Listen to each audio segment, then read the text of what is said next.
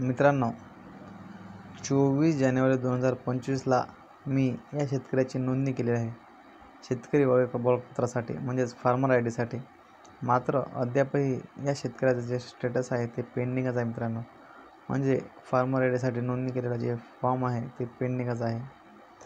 तर हे form pending राहण्याचं कारण म्हणजेच ही जी वेबसाईट आहे मित्रांनो, या वेबसाईटवर अत्यंत मोठ्या प्रमाणात लोड आलेला आहे। कारण की जेव्हापासून वेबसाईट सुरू आहे तेव्हापासून लाखो शेतकऱ्यांनी एकाच टाईमला याच्यावर नोंदणी केलेलं आहे।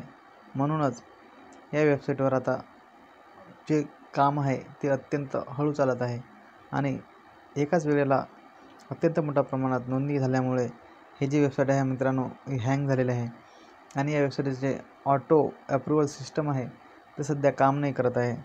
हा सिस्टम काम करत नसल्यामुळे जे शेतकऱ्याची जे नोंदणी आहे ती अद्यापही पेंडिंग आहे आणि ही पेंडिंग तुम्हाला पाहून काही काळजी करायची गरज नाही, कारण की ही पेंडिंग तुमचं जे आहे नोंदणी ते लवकरच तुमचा जे फॉर्म आहे तो अप्रूव्ह होणार आहे।